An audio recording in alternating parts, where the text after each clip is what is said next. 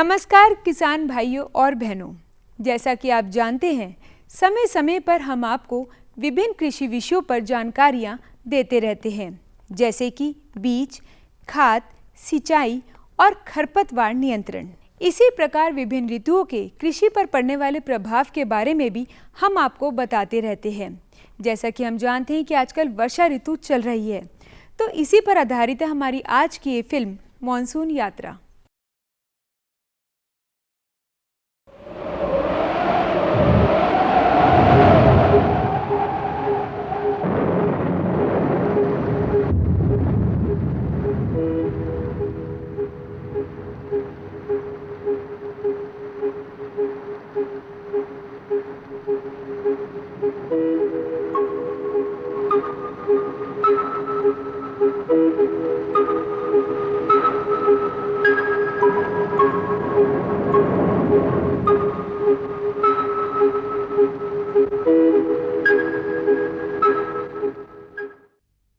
टैगोर की भूमि छोड़ते हुए राजधानी दिल्ली हमें बुला रही थी। दिल्ली कई सल्तनती ताकतों की गद्दी यमुना नदी के किनारे बसी है, लेकिन दिल्ली के लोगों से मॉनसून हमेशा खिलवाड़ करता रहा है, हमारे साथ भी।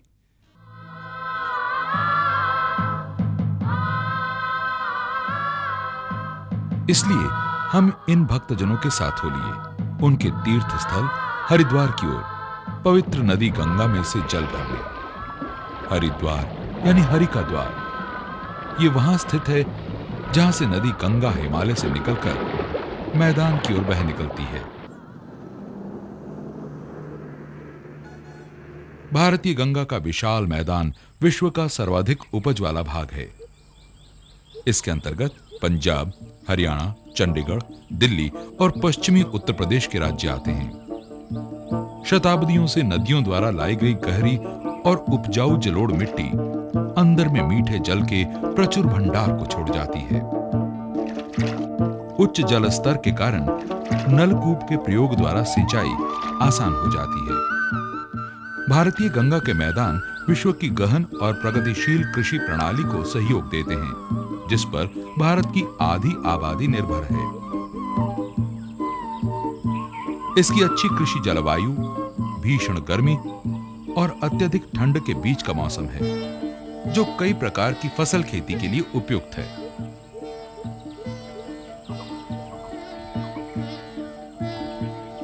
जबकि मॉनसून का आगमन खरीफ मौसम में चावल, मक्का, ज्वार, बाजरा, मूंगफली और कपास की खेती से होता है, वहीं जाड़े का आगमन रबी मौसम में गेहूं, जई, जौ, चना और सरसों जैसी जीवन यापन की फसलों को लेकर आता है। अक्सर उत्साही किसान रबी और खरीफ के बीच एक अन्य फसल उगाते हैं, ज़ैद उगाते हैं। जल्दी तैयार हो जाने वाली फसल की किस्मों के कारण पूरे क्षेत्र में बहुफसलीकरण की जाती है। तब इसमें कोई आश्चर्य नहीं कि यही क्षेत्र हरित क्रांति की जन्मदात्री भी बनी। पूर्व के खाद्यान्न उत्पादन से आधिक्य की स्थिति बनी है। खाद्य भंडार भरे पड़े हैं। अल्प समय में इतना अधिक अंतर विश्व में कहीं नहीं देखा गया।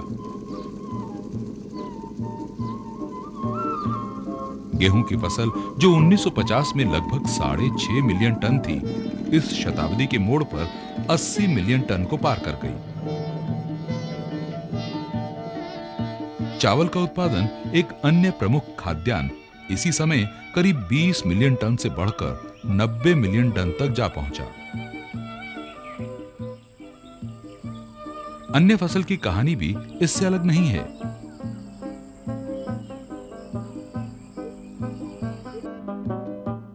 इसका सारा श्रेय उन वैज्ञानिकों को जाता है जिन्होंने नई फार्म तकनीक का विकास किया।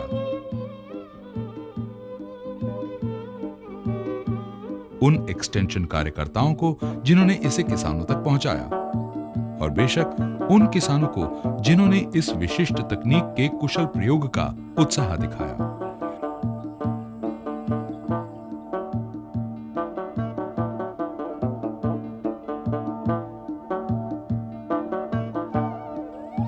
केंद्रीय कृषि मंत्रालय द्वारा केंद्रीकृत प्रायोजित समेकित फसल विकास कार्यक्रम ने नई उच्च उत्पादक और रोग मुक्त बीज, प्रभावशाली पौध संरक्षण तकनीक, सिंचाई की अच्छी विधि तथा कृषि कार्य को बढ़ाने वाले पैकेज को लोकप्रिय बनाने में प्रमुख भूमिका निभाई है।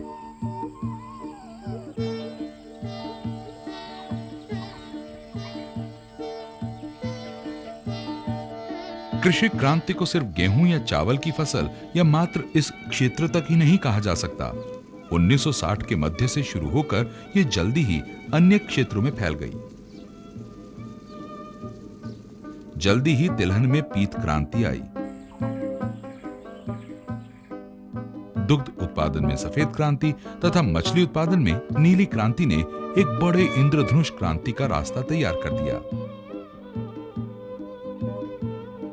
भारतीय ग्रामीण अर्थव्यवस्था के सभी आयामों को ग्रहण करते हुए असमांतर धुंधलीय क्षेत्र में इस परिवर्तन के रामबाण औषधि के रूप में बना दृष्टा मानसून है। हमारी चाहत थी हिमालय पर पड़ रही प्रथम बौछार को पकड़ने की, इसलिए हम गढ़वाल पर्वत श्रेणियों में उत्तराखंड के उत्तर भाग की ओर चल पड़े। ऐसा इलाका जो सुंदर घाटियों और झीलों से भरा है।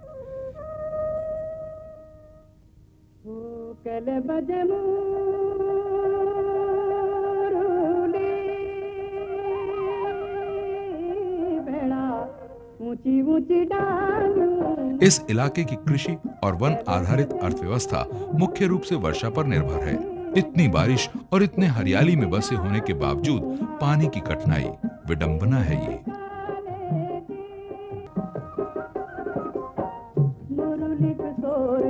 सभी फसलों में आलू ही इस क्षेत्र का उपहार साबित हुआ है। आलू की शानदार खेती और उत्पादन ने न सिर्फ लोगों के पोषाहार को बढ़ाया है, बल्कि उनके लिए अतिरिक्त रोजगार और आय को भी बढ़ाया है।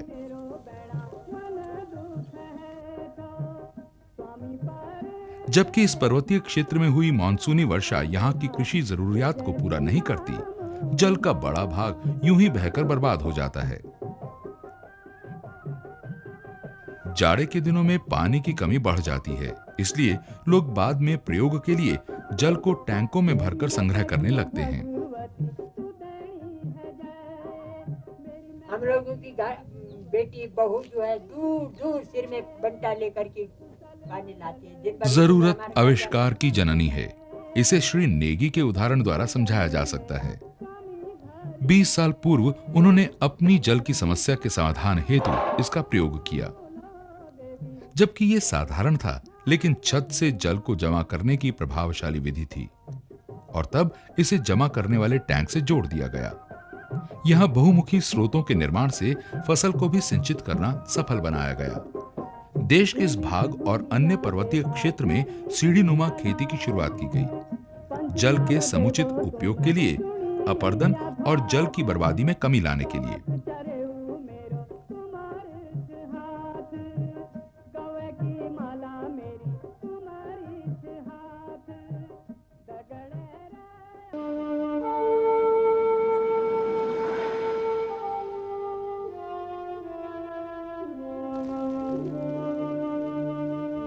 हम ब्रजभूमि को छोड़ राजस्थान की ओर चल पड़े, जो अभी तक पसीने वाले गर्मी के कब्जे में था, मॉनसून के आगमन का इंतजार करते हुए।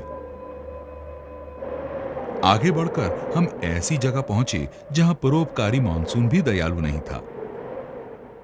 राजस्थान का ये सूखा हुआ फैला विस्तार और गुजरात का सटा क्षेत्र भारतीय थार मरुथल का भाग है। सूखा क्षेत्र जैसे पश्चिमी राजस्थान, तेलंगाना, सौराष्ट्र, कच्छ और दीव में 60 सेंटीमीटर से भी कम वर्षा होती है। खुशियाँ घर घर में लाएंगे, हम दीप से दीप जलाएंगे। खुशियाँ घर घर में लाएंगे। अपना है ये राजस्थान, अपना है ये राजस्थान, इसको खुशहाल बनाएंगे। जय जय राजस्थान, जय जय राजस्थान, जय जय राजस्थान, जय जय राजस्थान। रास्ते में कई लोगों ने हमें रोककर मानसून की दशा के बारे में पूछा। बारिश के प्रमाण के लिए हमने निश्चित अपनी कार दिखाई, जो अब तक सूखी नहीं थी। सब होता है इधर।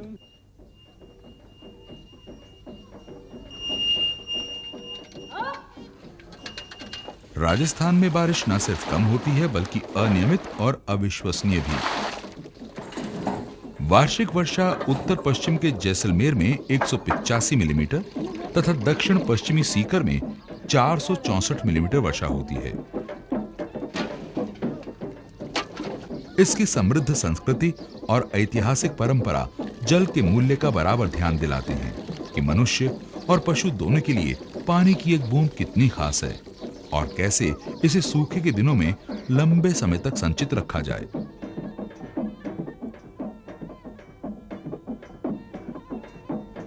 रेगिस्तान में जल हमेशा सुंदर और कलात्मक चीजों के साथ जुड़ा होता है। कुम्हार की कुशलता जल पीने वाले बर्तन में दिखती है।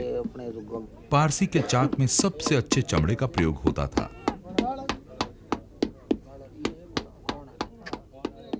शताब्दियों से मनुष्य ने कुदरत के साथ जीना सीखा। बुरे पर्यावरण में भी वर्षा जल के संभरण और सूखे क्षेत्र में संचय के लिए पारंपरिक विधि को अपनाया गया था। इसे खादीन, नादीस और टंकास की जबरदस्त उपयोगी संरचना में देखा जा सकता है।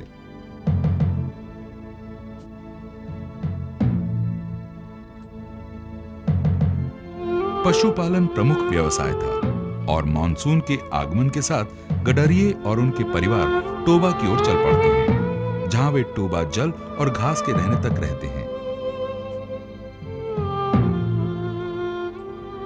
जल संभरण की पारंपरिक तकनीक टोबा है। यह भूमिगत तनाव के साथ प्राकृतिक तटीय क्षेत्र है। मनुष्य और पशु को जल प्रदान करने के साथ टोबा के आसपास उगे घास पशुओं के लिए चारा उपलब्ध करती हैं।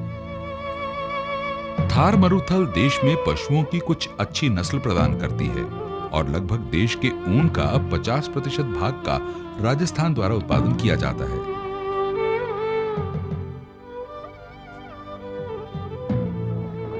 अच्छे बारिश के सालों में चारे के लिए बड़े क्षेत्र में फसलें उगाई जाती हैं। पशुओं के लिए चारागाह और उपयुक्त मात्रा में सूखी घास को भविष्य के लिए इकट्ठा कर लिया जाता है।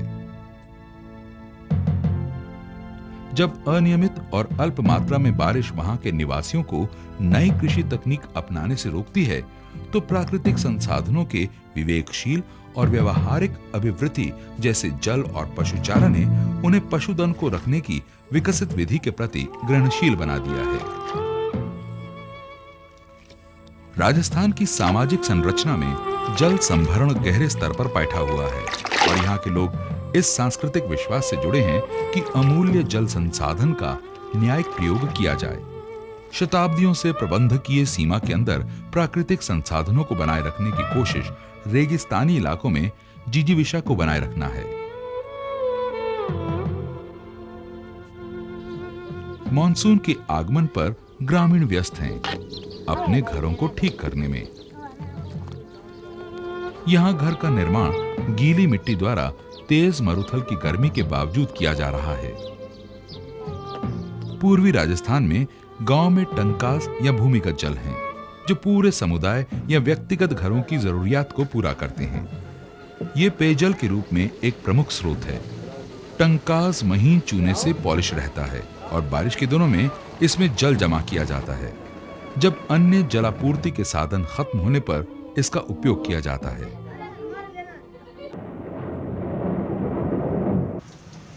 निश्चित रूप से हम जब बाड़मेर सर्किट हाउस की ओर लौटे, लंबे इंतजार के बाद नम बादलों का टुकड़ा दिखाई पड़ा। जादू टूट पड़ा और बारिश हुई।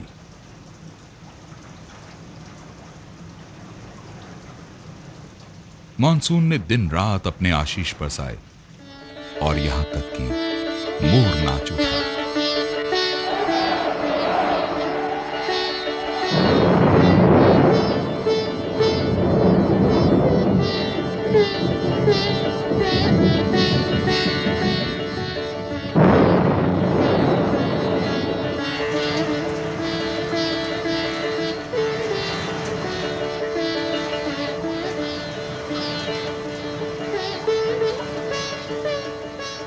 झुलसी धरती को लंबे इंतजार के बाद नमी मिली और अब किसान अपने खेत को जोतने निकल पड़े।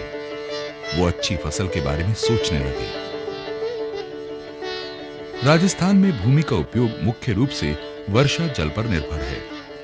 थार मरुस्थल का लगभग 60% भाग पर फसल के विभिन्न स्तर पर खेती की जाती है और 30% खुला चारागाह है, क्योंकि वार्षिक वर्षा में साल दर साल उतार चढ़ाव होते रहते हैं। इसलिए यहाँ की कृषि भी संदिग्ध ही रहती है और औसत 10 में से लगभग 4 वर्ष अकाल ग्रस्त वर्ष ही रहते हैं। जल की कमी के कारण सिंचाई भी सीमित होती है। इसी कारण इस क्षेत्र में वनस्पति उत्पादन में व्यापक विभिन्नता पाई जाती है।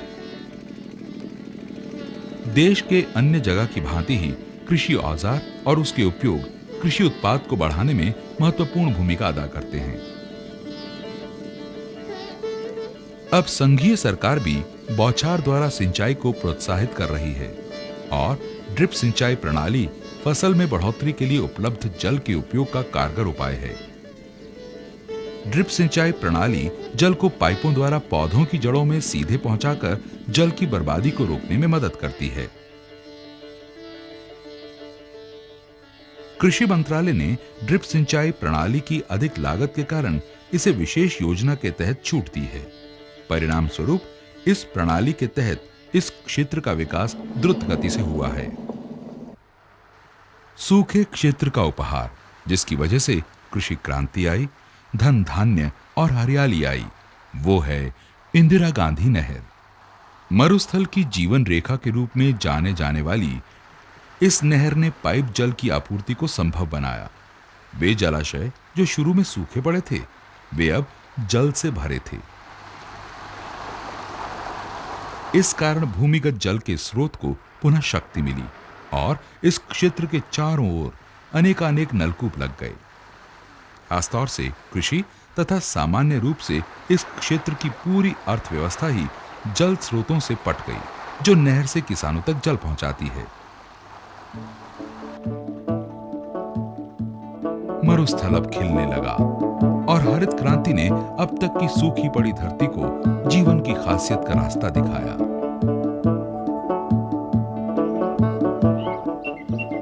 वैसे इलाके जहां सिंचाई की सुविधा उपलब्ध थी, वहां गेहूं, मक्का, दाल, सूर्यमुखी और सरसों की तरह के तिलहन जैसी फसलों में काफी बढ़ोतरी हुई।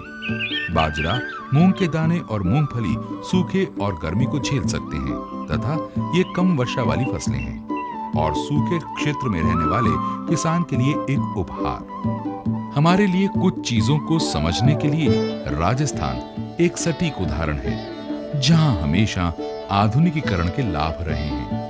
तथापि हमारी पारंपरिक प्रणाली जब प्रकृति के साथ घुल मिल जाती है तो ये अधिक ही फलदायी होती है।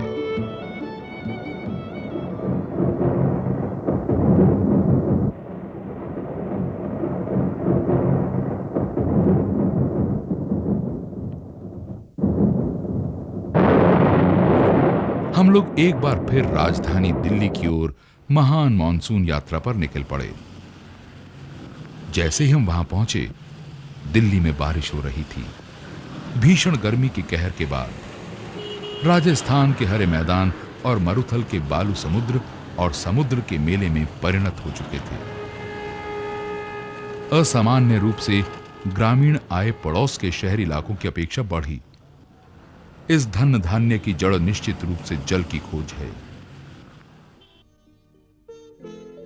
जादुई मानसून दूर के सागर से इस क्षेत्र में जल लाया।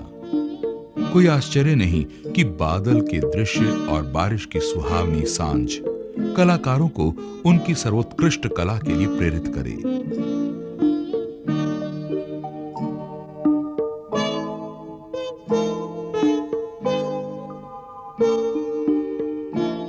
उसके संगीतमय मन से प्रेरित हो हमने बारिश के सौंदर्य का आनंद लिया। एक कलाकार की नजर से इस सौंदर्य का अवलोकन करते हुए।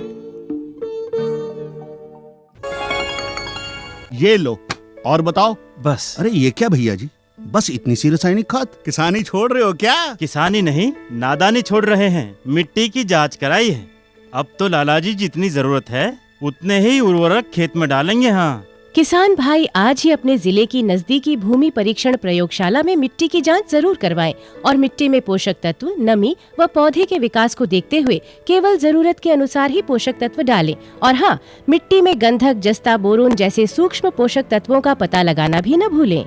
उर्वरक और जैविक खाद के सही उपयोग से भूमि का उपजाऊपन बनाए रखें, उत्पादकता बढ़ाएं, खर्चा घटाएं और बहुमूल्य विदेशी मुद्रा बचाने में भी सहयोग दें। और हाँ, धीमी गति से नाइट्रोजन उपलब्ध कराने वाले उर्वरकों जैसे नीम लेपित यूरिया को प्राथमिकता दें और यूरिया का पत्तों पर छिड़काव करें। अरे वाह, तू तो सचमुच समझदार हो गया रे। अधिक जानकारी के लिए संपर्क करें जिला कृषि अधिकारी या किसान कॉल सेंटर। किसान भाइयों, कृषि और मौसम का तो चोली दामन का साथ है। मौसम अच्छा, उत्पादन अच्छा, और मौसम खराब तो उत्पादन भी खराब।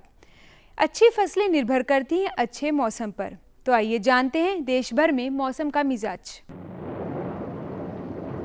नमस्कार, पेश है देश भर के कृषि मौसम का हाल। शुरुआत करते हैं उत्तर पश्चिम भारत से, जहां भारत के जम्मू और कश्मीर, हिमाचल प्रदेश, पूर्वी उत्तर प्रदेश और राजस्थान, पूर्वी राजस्थान, पंजाब, हरियाणा व चंडीगढ़, दिल्ली में अगले 48 घंटों के दौरान अनेक स्थानों पर वर्षा या गरज के साथ बौछारें पड़ने की संभावना है।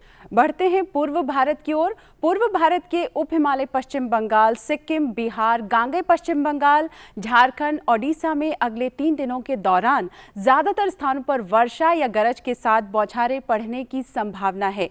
बात करते हैं पूर्वोत्तर राज्यों की, जहां अरुणाचल प्रदेश, असम और मेघालय में अगले 24 घंटों के दौरान और शेष स्थानों पर अगले 3 दिनों के दौरान वर्षा और गरज के साथ बौछारें पड़ने के आसार बने हुए हैं। रुक करते हैं दक्षिण भारत का, जहां तेलंगाना, रायलसीमा, तमिलनाडु, उत्तरी आंतरिक कर्नाटक, दक्षिणी कर्नाटक, केरल, अंडमान और निकोबार द्वीप समूह और लक्षद्वीप में अगले 3 दिनों के दौरान अधिकतर स्थानों पर वर्षा और गरज के साथ बौछारें पड़ सकती है। जायजा लेते हैं पश्चिम भारत का, जहां गुजरात, मध्य महाराष्ट्र, मराठवाड़ा में अगले 3 दिनों के दौरान अधिकांश स्थानों पर गरज के साथ बारिश हो सकती है। बात करते हैं मध्य भारत की, जहां पूर्वी और पश्चिमी मध्य प्रदेश, विदर्भ में अगले 3 दिनों के दौरान तथा छत्तीसगढ़ में अगले 48 घंटों के दौरान कुछ स्थानों पर वर्षा और गरज के साथ बौछारें पड़ सकती है। मौसम विभाग के द्वारा दी गई जानकारी के अनुसार 19 व 20 जुलाई को उत्तराखंड, हिमाचल प्रदेश, उत्तर प्रदेश में 1 या 2 स्थानों पर भारी से बहुत भारी बारिश हो सकती है। गांगे पश्चिम बंगाल, असम और मेघालय, तटीय और दक्षिणी आंतरिक कर्नाटक, गुजरात, कोंकण, गोवा और केरल में 1 या 2 स्थानों पर भारी बारिश हो सकती है। कृषि परामर्श। केरल के मध्य भाग और उत्तरी क्षेत्र में केले का रोपण जारी रखें। तमिलनाडु के कावेरी डेल्टा क्षेत्र में सिंचाई के साथ करुआई चावल की रोपाई जारी रखें। पश्चिम भारत, कोंकण में 20-22 दिन पुराने चावल और बाजरा के पौध की रोपाई जारी रखें। अत्यधिक जल की निकासी के लिए फसल खेतों में जल निकासी की व्यवस्था करें। फिलहाल कृषि मौसम में इतना ही। मुझे दीजिए इजाजत। नमस्कार। खुशबू की फुहार में, स्वाद की बहार में, तरक्की की तानों में, खिलती मुस्कानों में, हरे भरे पौधों में, बड़े बड़े सौदों में, मधुर भिनभिनाहट में, खुशियों की आहट में। NHM बागवानी मिशन, हमारी चाहत, आपकी मुस्कुराहट।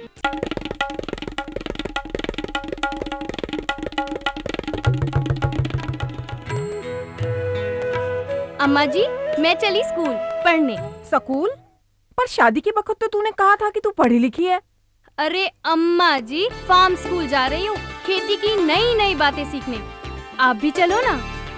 फार्म स्कूल, जहाँ खेतों में पैदावार बढ़ाने की हर बात किसानों को सिखाई जाती है, जैसे मिट्टी के हिसाब से सही खाद, बढ़िया बीज और जरूरत के मुताबिक कीटनाशक, ताकि कम लागत में अधिक मुनाफा।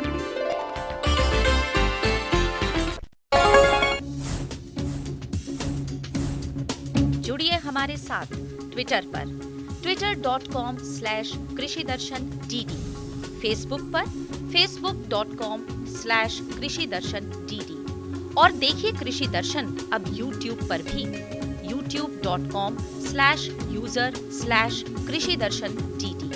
भेजें हमें मेल krishidarshan.dd@gmail.com पर। कृषि दर्शन, कमरा नंबर 10, CPC दूरदर्शन, खेलगांव, नई दिल्ली 110049। हम उम्मीद करते हैं कि मॉनसून यात्रा से कुछ नई जानकारियां आपको ज़रूर मिली होंगी, जिसका आप ज़रूर फ़ायदा उठाएंगे। फिलहाल हमें दीजिए इजाज़त, सोमवार को आपसे फिर मुलाकात होगी। नमस्कार।